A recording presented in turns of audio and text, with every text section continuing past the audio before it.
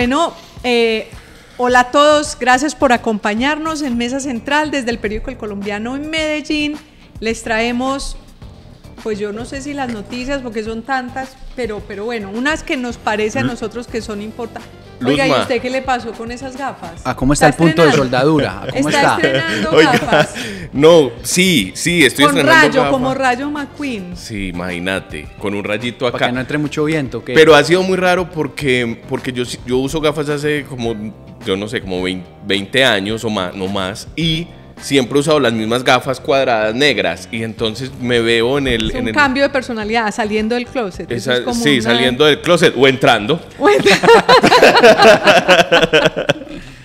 No, pues saliendo del closet de personalidad. No, estoy diciendo, no tiene que ser siempre de temas de o a veces, identidad sexual. La no crisis tiene que de los ser 40 también. La crisis de los 40. Voy a comprar una moto Harley Davidson y se puso ¿cómo es? El arito. Todo eso es pura crisis. Yo creo que no, importante. En realidad eso es consecuencias de duelos. Uno entre más grande, los duelos. Cerrando ciclos. Entonces las mujeres cortan el pelo y uno hace otra cosa, ¿no?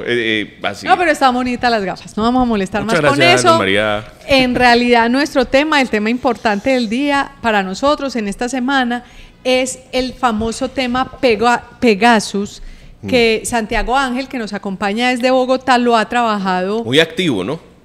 Estado muy activo. Muy activo, sí. Lo veo allá, mejor en dicho, Twitter sacando dando candela por un lado y por otro. Qué hombre este.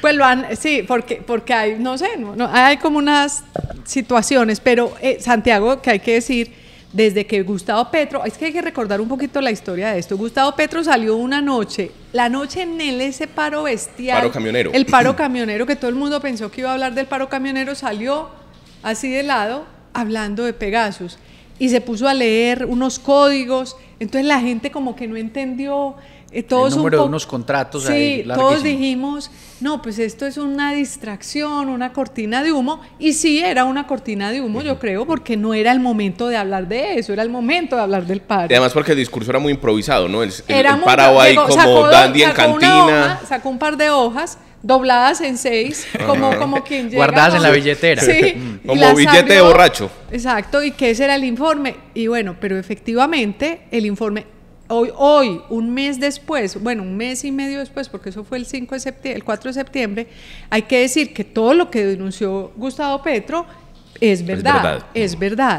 Pero entonces, Santiago, cuéntenos un poco el tema, la trama de este tema, de este software de espionaje. Lo que denunció Gustavo Petro básicamente fue, Colombia compró durante la administración de Iván Duque, incluso señaló a la Policía Nacional de comprar un software de espionaje muy potente, muy poderoso, porque es de esos software que usted no necesita meterle nada en su teléfono, usted no necesita hacer link, sino que con el teléfono, el número de teléfono suyo, se le meten a su teléfono, le pueden prender el micrófono, le pueden prender la cámara, le captan todos los mensajes, le captan todos los correos, todas las fotos. Entonces, digamos, es un software, no cualquiera tiene su software, es muy poderoso. Pero entonces, Santiago, ¿qué es lo que ha pasado? Cuéntanos los detalles de lo que se ha revelado que es verdad, por favor. Y además, Luz María, que es excesivamente costoso.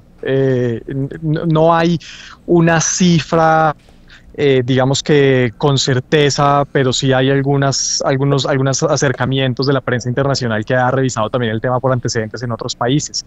Y se habla incluso de 30, 60 millones de dólares por la licencia de Pegasus, aunque según el presidente Gustavo Petro en Colombia se habrían pagado 11 millones de dólares. Los hechos más importantes son dos. Uno es el origen de esa información, porque quien la origina es una agencia de inteligencia contra el lavado de activos y el terrorismo de Israel, que es la INPA. Eso es como la UIAF, que hace lo mismo en Colombia, pero en Israel. La UIAF, por orden del presidente Petro, le pregunta a la INPA, a través del grupo Egmont, recuerda el grupo Egmont, si había alguna compra de Pegasus de parte de Colombia. Y la INPA le responde a Colombia que sí tienen documentadas unas alertas de bancos en Israel que registraron unos movimientos extraños unos dineros además que también fueron registrados en la aduana de Tel Aviv y unos viajes para un negocio entre la DIPOL de Colombia y NSO Group. Sí, eso es lo más importante. Exacto, es que lo que hizo Gustavo Petro esa noche fue leer el informe que le había mandado esta agencia que es homóloga a la agencia de Colombia, la UIAF, que es las que se encargan de los temas financieros para tratar y cooperan con información para tratar de evitar el lavado de activos en el mundo.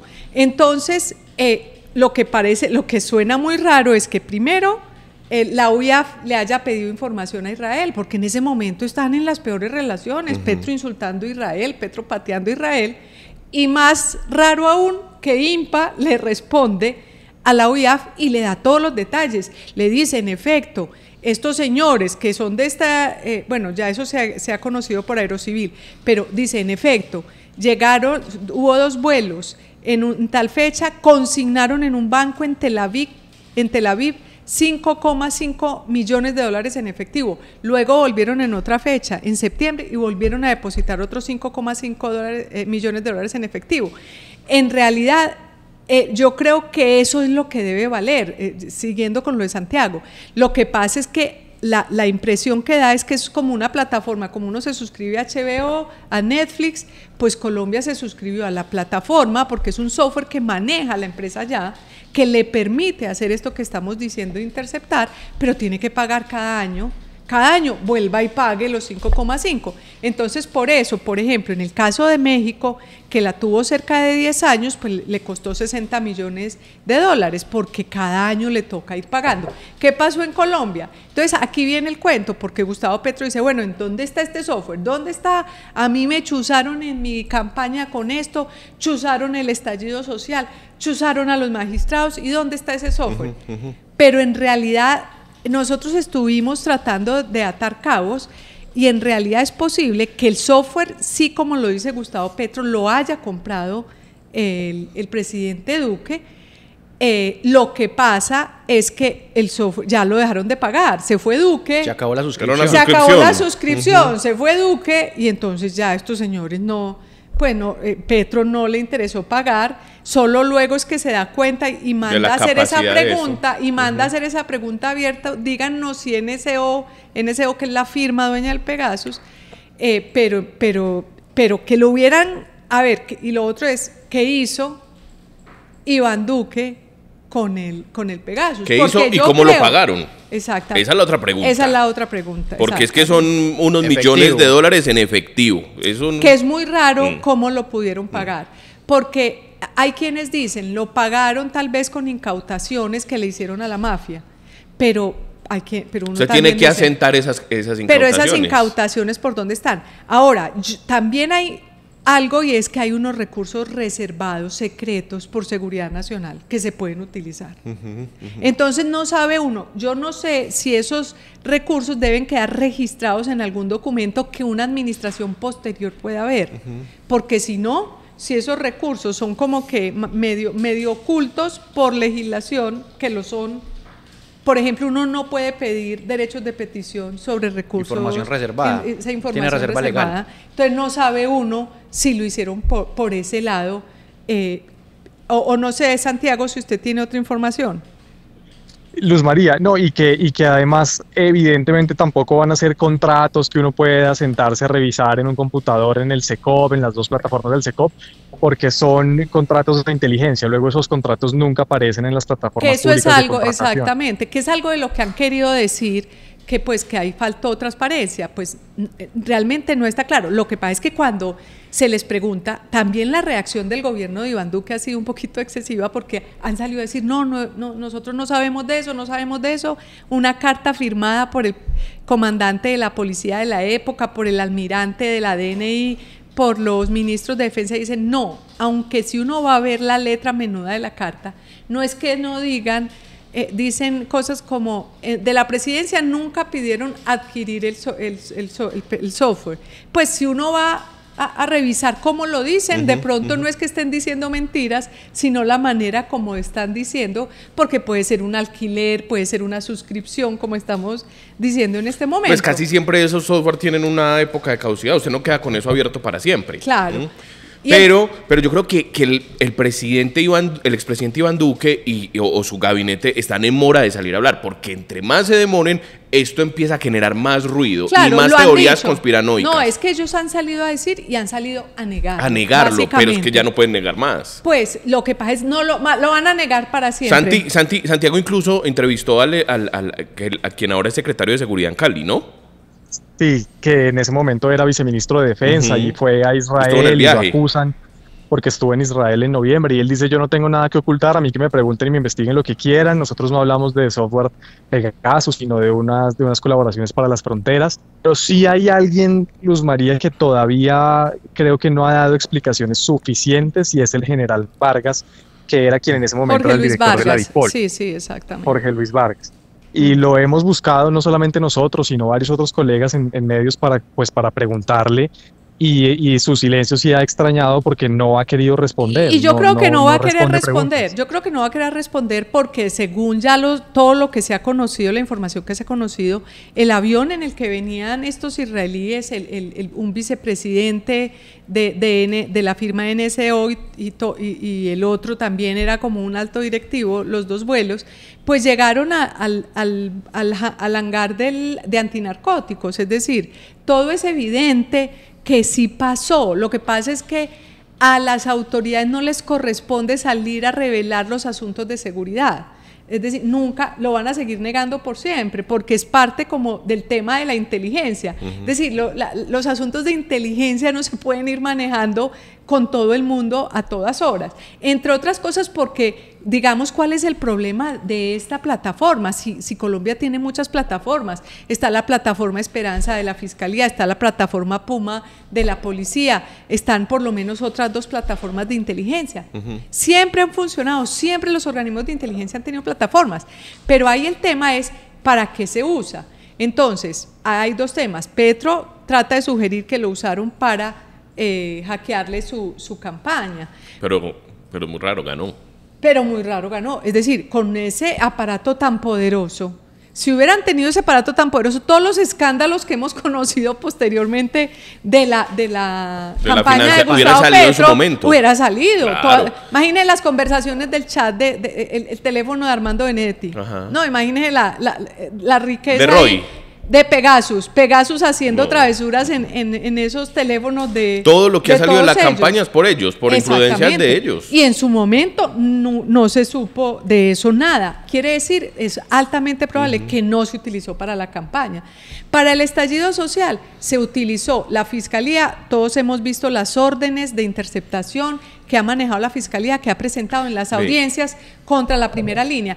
Y en lo de los magistrados, pues si como nosotros creemos, pues ya no funciona Pegasus desde que Petro no está, entonces pues no es con Pegasus esto que los magistrados estaban diciendo que los estaban interceptando. Sí. Luz María, lo otro relevante es la confirmación de la empresa, porque eso tampoco había pasado. Nosotros nos comunicamos con ellos inmediatamente después de la primera locución del presidente. Y lo que nos dijeron en ese momento. Y quiero felicitar a Santiago, es decir, Santiago, el presidente habló una noche el 4 de septiembre, yo creo que usted le escribió esa misma noche a la empresa y la empresa a primera hora de la mañana le respondió, ¿no? Sí, Luz María, y nos respondió en ese momento que, digamos, dándonos un statement muy general sobre a lo que se dedica NSO Group, que solamente le vende a gobiernos con autorización y que es una plataforma Pegasus contra el lavado de activos, el terrorismo, la pedofilia, pero nos dijeron en ese momento que no estaban en capacidad de confirmar ni negar cuáles eran sus clientes o si había habido algún negocio. Y esta semana hay una variación muy importante en esa respuesta, porque otra vez, cuando les preguntamos específicamente sobre Pegasus por la nueva declaración del presidente, ellos dicen que se realizó una transacción y que esa transacción fue completamente legal, documentada y con la autorización de ambos países. Es decir, se refieren específicamente a Colombia e Israel. NSO termina confirmando, porque ya las evidencias son muchas y seguramente, e incluso en la primera respuesta que le dan a usted, a mí me parece que dicen cosas muy importantes. Uno, que solamente trabajan con estados, entonces el software no puede estar en manos de nadie. Y segundo, que lo utilizan contra el terrorismo, que ahí es el punto al que voy de de dónde, de qué fue, para qué lo han utilizado, pueden haberlo utilizado en el país. Esto es una hipótesis muy personal mía. A mí siempre me pareció muy extraño desde que empezaron a caer los de la Segunda Marquetalia, los jefes de la Segunda Marquetalia, de repente, enseguidilla, como si fueran dominó, uno por uno, fueron cayendo todos en sus sitios en Venezuela. Caer era que eran operaciones muy estratégicas en territorio venezolano, les llegaba algo y les explotaba y los mataba, o bombas, y eso nunca había pasado en el país, pues más allá de la operación para liberar a Ingrid Betancourt. Y siempre hubo mucho hermetismo, ¿no? Siempre hubo mucho hermetismo, que si era un comando armado de gringos o una guerra entre ellos mismos, mercenarios colombianos, siempre hubo hermetismo. Hasta el día de hoy no se sabe cómo fueron esos ataques a la Segunda Marquetalia. Pero siempre en su momento las autoridades en Colombia dejaban saber que había policía, ellos, que había inteligencia que había policía, sido Colombia la que había hecho la operación. Y entonces justo coincide con la compra del Pegasus, porque Santris muere muere en mayo y el Pegasus llega en junio, pero luego en diciembre mueren el Paisa, que era el gran terrorista del Club El Nogal, el de la Teófilo. Murió también Romaña. Romaña murió y la primera muerte de Iván Márquez. La primera lleva tres muertes. ¿Esa era la primera o esa era la...? Esa era la primera muerte de Iván Márquez. Y hay que recordar, claro, ese tipo tiene más reflexiones que el señor. Pero entonces, lo importante es que es altamente probable que ese Pegasus sí se haya utilizado para dar con el paradero de estas personas. Porque recuerde también, ahorita mirando lo que fue la operación para rescatar a Ingrid Betancourt, pues también fue con ayuda de los israelíes. Sí, claro. Juan Manuel Santos en su momento se apoyó en israelíes, pues esta era otra manera, y estos eran los traidores del acuerdo de paz, eran los guerrilleros traidores del acuerdo de paz, que en ese momento pues ya, y en realidad el gobierno pensó, y yo me acuerdo mucho al presidente Iván Duque saliendo a dar declaraciones un poco con la sonrisa en la cara, como que hubiera sido un triunfo del gobierno. Entonces, Luz digamos, María. Sí, Santiago.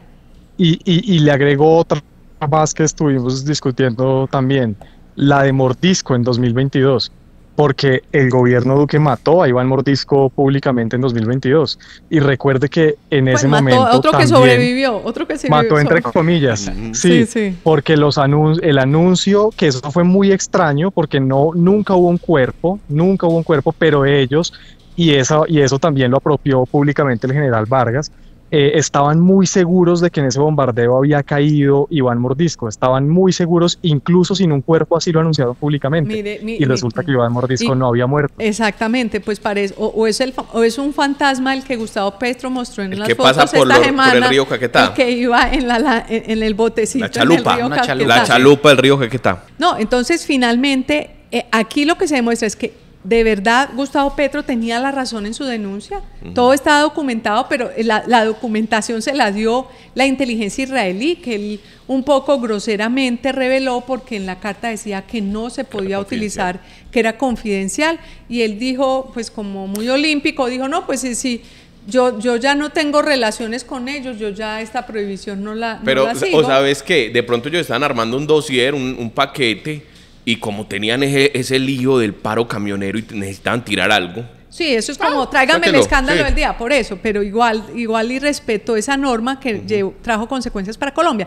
Pero para decir, era verdad todo eso de Pegasus, creemos firmemente, con toda la evidencia que ha salido, que sí es verdad, que sí lo tuvo el gobierno de Iván Duque, pero que a diferencia de lo que Gustavo Petro insinúa, pues el software ya no lo tiene nadie, porque nadie está pagando 5,5 millones de dólares que vale tal vez pagar la anualidad. Será la anualidad.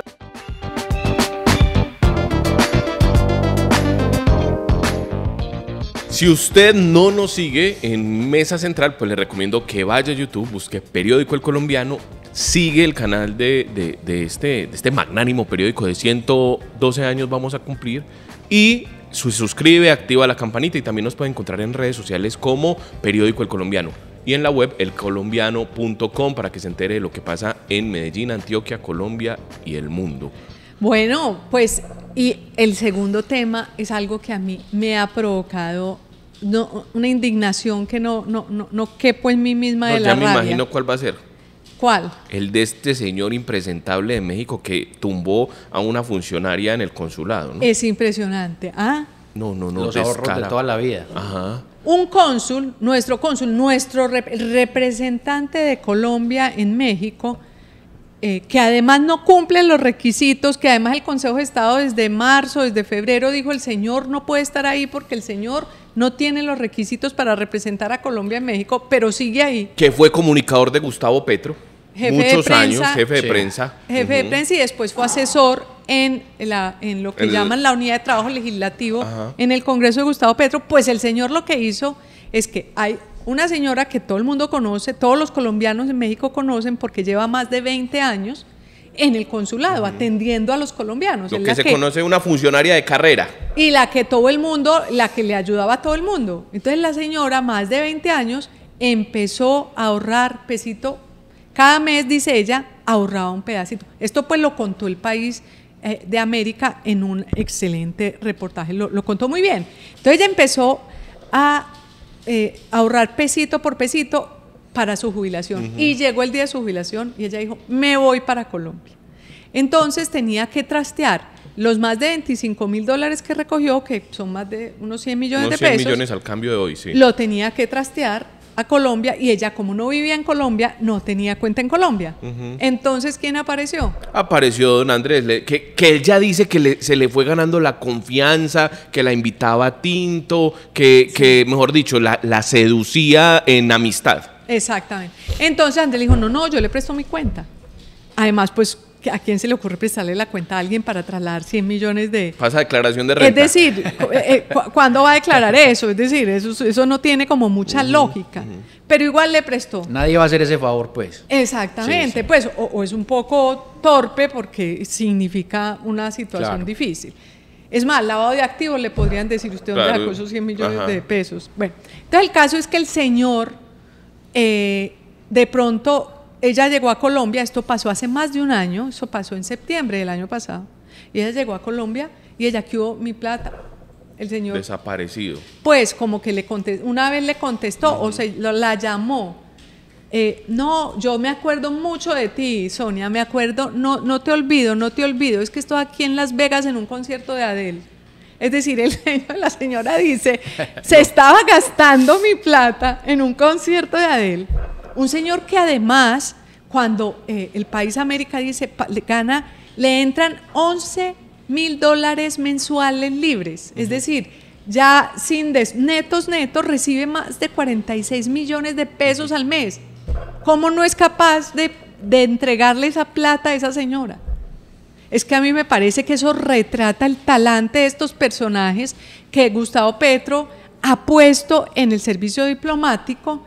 Pues este señor, León Freddy Muñoz, Armando Benedetti en la FAO, y que no le importa, es decir, no le importa, y es la representación de los colombianos. Me decía una amiga que vive en México, me dice, no sabes cómo la imagen tan mala que estamos teniendo aquí en México, pues no específicamente por ellos, sino que porque hay muchos problemas con colombianos y con venezolanos. Me dijo, mira, la imagen nuestra ha caído y con estas historias pues peor aún. Pero ese es apenas uno de los escándalos del día, ¿no? de la semana. El otro es el del congresista. Pero no los veo a ustedes muy indignados. Yo no puedo de la piedra. Yo creo que se nos va a salir la piedra con la próxima sección. Nos va a caer todas las piedras. Sí. No, pero él hizo un compromiso ya de pago. No, él dijo que iba a pagar 80 millones, que él dijo, no, es una deuda personal y yo voy a pagar, pero ¿cómo así? Eso es abuso de confianza, no has tenido un delito. Un año, no, y además era el jefe de ella, es un abuso de poder, es un atrabalario, pues, sí. No, ¿cómo se dice? Eso, una tarbán. Además dijo que iba a denunciar por la violación de la privacidad. Julio César Ortiz es magistrado muy cercano a Gustavo Petro y a todas estas Gustavo Petro no ha dicho ni mu. Y lo mantiene. Es que el señor es un impresentable y en la medida en que es impresentable y Gustavo Petro lo mantiene, Gustavo Petro también es un impresentable. Es que Colombia no merece tener ese tipo de Pero es que las alertas empezaron hace mucho cuando empezaron a mover los diplomáticos de carrera en los consulados del mundo colombianos por poner a los amigos del presidente Gustavo Petro que lo acompañaron en la campaña campaña, muchos peladitos sin ningún tipo de experiencia, a ganarse millonadas y a dirigir la representación del país en países tan importantes como México. México. Lo que pasa es que entonces hay gente que dice, no, pues que antes no estábamos mejor representados, pues probablemente. Pero no había estos escándalos. Pero por escándalos. lo menos cumplían los requisitos y no teníamos estos escándalos, ni por lo menos, pues seguramente había uno que otro. Pero bueno, Santiago, el segundo tema, el segundo escándalo de la semana, para comprimirlo aquí en esta segunda sección, fue uno que reveló usted con Nicolás sobre la senadora Catalina Pérez, que además no la conocemos mucho. Cuéntenos qué fue lo que ocurrió. Eso es otro parecido, Luz María. Catalina Pérez es una senadora del Pacto Histórico que es nueva en el Congreso porque llegó luego de que el Consejo de Estado le tumbó la curul a César Pachón, que lo han querido volver el líder del paro, me acuerdo mucho de César Pachón porque fue el líder del paro agrario, de Juan Manuel del tal paro que no existe. Exactamente. Claro, que tiene otras varias investigaciones, además también por malos manejos en su UTL, ¿no? Pero bueno. Ella llega a reemplazar esa curul. Ella tiene una historia importante en los sectores campesinos, en la UNAC de Córdoba y CRT, y pues es nueva en el Congreso, no se le conoce. Una mujer ya de edad, un poquito pues ya mayor. Una mujer además de edad avanzada, que incluso por su papel y su relevancia política en los movimientos campesinos en Córdoba tuvo que irse exiliada y se exilió en Inglaterra con su hijo Máximo Jiménez, que es el protagonista de esta historia. Y es el protagonista de esta historia porque desde Londres el señor Máximo Jiménez se adueñó de la unidad de trabajo legislativo de su mamá, le dice a todas las personas que quieren llegar que les envíen a él la hoja de vida, que él tiene que filtrar las hojas de vida y escoger los perfiles, pero además hace promesas de que tiene cargos en el gobierno porque el gobierno le ha prometido unos puestos a su mamá según él.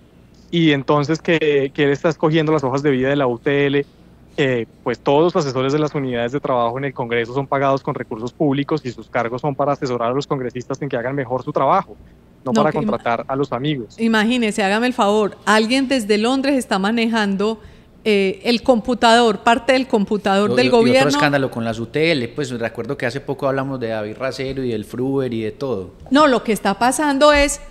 Mario, lo que está pasando es lo que está pasando también en el servicio diplomático. También, con esta idea del cambio, llega una cantidad de gente, no solamente sin preparación, algunos pues seguramente son personas valiosas, que tienen unas trayectorias importantes, yo no lo dudo. Esta señora Catalina Pérez se ve que ha dado su vida, ha luchado por una causa, pero no han manejado nunca estas instancias de poder, y de pronto pareciera que los embistiera el poder, y que el poder que es tan peligroso y tan difícil de manejar los desborda y se convierte en unos malos manejos que van en contra no solamente de cada uno de ellos, de su movimiento político, sino del país. Es decir, llegaron a aprender, unos pasaron el examen, porque no todos, unos les ha ido bien, pero muchos en el Congreso. ¿Cuántos de la lista del Pacto Histórico? Si uno se va a hacer la lista, nos toca hacer ese artículo, Santiago, la lista de los congresistas del Pacto Histórico que no dieron la talla, que han tenido que salir por N. No, porque no hacen nada y porque mantienen de escándalo en escándalo, porque puede que unos metan la pata, como le pasó a la senadora Mafe Carrascal, que metan la pata, pero que no sabe nada de economía, pero es decir, trabaja, estudia, ¿sí me entendés? Mira, pero es que la corrupción también es uno asumir cargos y aceptar cargos que uno no es capaz que uno no puede manejar. Eso también es negligencia, eso también es corrupción. Pero no solamente ella, Gómez, la directora de orquesta. Sí, Susana Boreal. Pues. Susana Boreal, el Alejandro Toro, el otro colega de Daniel Quintero, Alex Flores. David Racero, que ya lo mencionaron, Pachón, que ya lo mencionaron. A los que les ha tocado salir por doble militancia, es decir, pues como que las normas como que hay que empezar por aprender qué es el Estado. Pero bueno, realmente fueron dos escándalos, han sido dos de los escándalos de la semana que tocan fuerte al gobierno de Gustavo Petro y que realmente son impresentables, y pues yo creo que todavía el presidente tiene oportunidad por lo menos de reparar alguno de esos errores. Es inconcebible que el señor Andrés Hernández siga siendo cónsul de Colombia en México.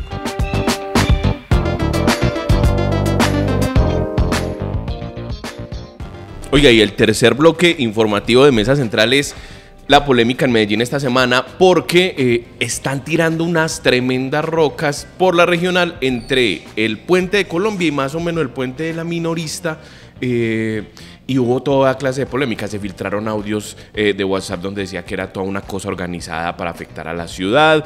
El caso es que incluso ya hay víctimas fatales, Juan. Sí, Dani. Específicamente el tramo es Regional Autopista Sur entre el Puente de la Madre Laura y San Juan. En el último mes se registraron 4 casos. 2 personas fallecieron y 2 quedaron graves. Incluso hay un video horrible circulando de un Mazda Coupé 323 de esos noventeros, que el conductor quedó muy afectado y había sangre esparcida por toda la escena, pues, donde cayó la roca. Lo que se dice es que son habitantes de calle, y la denuncia de esta semana, incluso replicada por el alcalde Federico Gutiérrez, es que les estarían pagando a los habitantes de calle para que vayan y tiren las rocas a los conductores que pasan en la regional. Las 2 víctimas fallecieron por el impacto de las piedras de camino al hospital. Eso, finalmente piedras, es que yo las conozco como piedras, los he oído hablar de rocas. Hemos dicho rocas. Y no sé rocazos, si es que Rocazos, sí. los tirapiedras es lo que me parece Los a mí que son. Sí. Oíste, pero hay una cosa. Pero imagínese usted, uno va, y es uno de los casos, en una moto, y de pronto le tiran una piedra, le pasó a una pelada. Ese fue el fin de semana anterior, exactamente. Es decir, va uno, pues como cualquier día de su vida en una moto por la autopista, y de pronto un loco le lanza una piedra, murió su novio y ella quedó con problemas de movilidad. Una tragedia, y me imagino, ¿por qué se ha aumentado tanto, Juan Di? Sí, Luzma, digamos que esto está enmarcado en una problemática de incremento del número de habitantes de calle impresionante. O sea, no hay un censo oficial porque es una población flotante que está en varios puntos de la ciudad y se va moviendo, pero se habla de 9.000 habitantes de calle cuando estaban censados 3.000 habitantes de calle en 2019.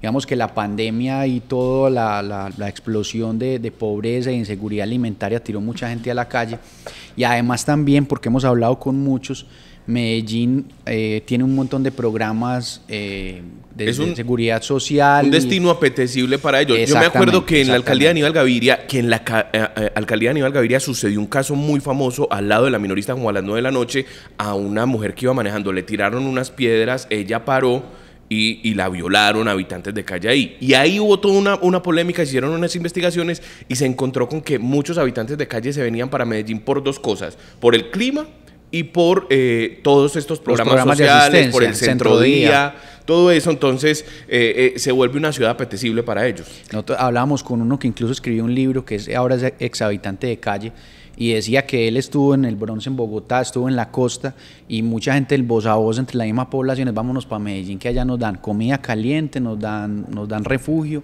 y tenemos posibilidades de irnos a bañar todos los días a los centrodías. Digamos que entonces se vuelve así, pero digamos que el problema... Claro, porque si uno está en Bogotá, qué frío es decir, pasar el frío de Bogotá en la calle puede ser más atormentador que estar en Medellín. Sin embargo, me parece, ustedes no sé en qué medida puede ser verdad que algo pasó esta semana, porque esta semana pues pasaron más episodios de estos que en otras ocasiones, porque digamos en los últimos 3 años yo creo que ha habido uno, eventualmente otro, pero no se acumularon. ¿Cuántos fueron esta semana? Sí, en un mes fueron 4 casos y había ocurrido, recordamos un caso que fue muy, muy icónico, de una muchacha que murió dándole la vuelta al Cerro del Volador por el barrio San Germán, y murió también con un rocazo un habitante de calle. O sea, son como 4 víctimas desde 2020, pero en el último mes se registraron 4 ataques con lo piedra. Cual es realmente pues es un síntoma de que algo diferente puede estar pasando, y han aprovechado, por lo menos en redes sociales, creo que la misma concejal Claudia Carrasquilla, eso iba a decir yo, ella tiró una denuncia. Denuncian que alguien puede estar pagando para que traigan a los habitantes de calle desde otras regiones, incluso mencionan que es del eje cafetero, y que le estarían pagando, incluso señalan al exalcalde Daniel Quintero. pero pues digamos que eso no hay sustento. No tiene ninguna prueba. No hay sustento para decirlo. Lo que sí es que hay un hecho que además se suma, y creo que la administración está preocupada por eso, se suma también a los incidentes en el metro. Como que hubiera alguien, y también a la marcha de esta semana que terminó en un incendio de una llanta, como si hubiera alguien tratando de desestabilizar la ciudad. Como si tuviéramos un Joker o un Guasón en Medellín, ¿no? Alguien que le gusta ver el mundo arder. Pero quiero decir que Joker, lo hablamos esta semana con Juan Diego, él me tiró el dato, le doy el crédito por WhatsApp, ¿cierto? Dijimos, ¿quién está moviendo esto? ¿A quién le gusta ver el mundo arder? Lo del metro en Medellín fue muy asustador porque se veía el metro pasando por toda la línea A, echando humo. Después fue el gran aguacero de esta semana que la ciudad colapsó completamente. Fue el mismo día, el lunes pasado que pasó el problema con la catenaria del metro, que sacó de circulación 5 horas y fue un caos vial porque después se largó un aguacero y se inundó todo. Porque esto se suma a las denuncias previas cuando comenzó la alcaldía de Federico Gutiérrez, que decían en la administración que pareciera que alguien estuviera tirando basura a la calle, porque pasaban a recoger la basura y luego estaban unos espacios llenos de basura y justo salían en las redes sociales, de Daniel Quintero. Por supuesto, ellos pues probablemente arman estos cabos y dicen, pues no, hay una persona, un Guasón, no decimos de qué apellido, tratando de desestabilizar la ciudad. Puede ser, pero prueba Sí, suena muy pero conspiranoico. prueba de eso no hay ninguno. Lo único es un video. Hay un video. Sí, hay un video de unos habitantes de calle hablando de que están pagando para tirar piedras en las mangas y en las vías, y ese digamos que es la prueba de que están claro, porque el habitante de calle sí se le ve, veamos el video. Están pagando, están tirando piedras por allá en la minorista, ¿me entiendes? Están pagando por tirar piedras por ahí por la manga, ¿me entiendes? Sí se le ve un poco espontáneo, pues no se le ve pues como, sino que está diciendo que... Aunque es muy raro ese video, ¿no? Como justo el video en el momento exacto. Sí, además tiene muy buen audio, tiene muy buen audio. No, casi que está alambrado, pues. Es verdad, pero el señor pues no parece actuando, pero sí es raro que lo hayan cogido en ese momento, porque además el video es de muy cerca. Entonces, pues, no sabe uno si una cosa o la otra, pero eventos que no son tan comunes en Medellín. Vamos a estar alertas a ver si de verdad es que hay algo detrás o no, o simplemente es el accidente de un problema de mantenimiento del metro, o un accidente que puede pasar en cualquier momento. Sí, porque lo del centro Luzma fue muy momentáneo. Y tuvo mucha repercusión en redes porque, claro, uno se asusta al ver un montón de llantas quemadas en la estación San Antonio, sobre la carrera Bolívar, gente con machete encapuchada, y uno dice, bueno, fueron cuestión de 20 guerra minutos. De guerrillas. Pero es muy raro que llegue alguien con machete, encapuchado, a quemar una llanta en una protesta en Medellín. Eso no pasa acá. Eso tampoco es conocido. No es muy recurrente, sí. No es, entonces vamos a estar muy alertas, pero... Dicho todo esto, la situación de los habitantes de calle es muy compleja. Sí, ese es el verdadero problema. Realmente pues, acá hay de fondo. Un problema de fondo.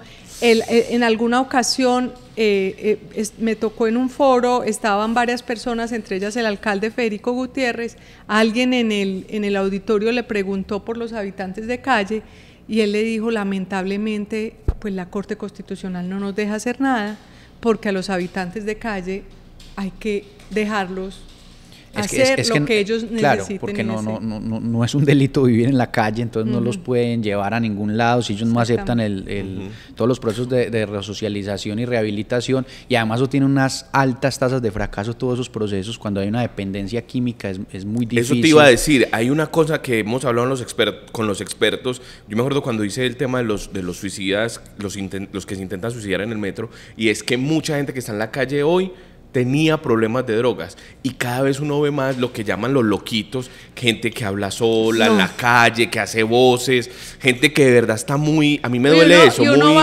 atormentados. Y uno va a la costa oeste de Estados Unidos, por California, sí, y en realidad uno se siente abrumado de la cantidad de gente viviendo en la calle.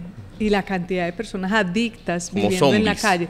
Como decíamos recientemente, en el periódico, más jóvenes cada vez consumen más rápido, más jóvenes están siendo adictos más rápido. Y a eso se entonces suma... esta problemática seguramente va a crecer, lamentablemente, porque eso sí es desconsolador ver a un ser humano en esas condiciones. Luzma, y a eso se suma también un tema que sacamos esta semana, el incremento de consultas por salud mental. No, imagínese eso. Esquizofrenia, bipolaridad, pues son los dos que marcan más consultas en el hospital mental, y lo tocamos por la coyuntura de que hay desabastecimiento de medicina psiquiátrica, lo cual plantea un panorama muy Pero yo me desconsolador. sorprendí sobre todo del crecimiento. Este año. Y el año anterior, porque en el 2023, con respecto a 2022, aumentó en 25% las consultas en el Hospital General. Y este año, en lo que llevamos... En el Hospital Mental. Y este año, en lo que llevamos, si uno mide por promedio mes, hemos aumentado en 26%, es decir, cada año aumentando un 25%, pues es un indicio de que hay unos problemas importantes que no son yo creo que no son de Medellín y Antioquia en particular, sino un poco de la humanidad en general. Pero bueno, estos fueron nuestros temas del día. Qué bueno que nos hayan acompañado hasta este momento. Les deseamos desde el periódico El Colombiano, desde su programa Mesa Central, Juan Diego Ortiz, Daniel Rivera y Luz María Sierra, que tengan un fin de semana espectacular.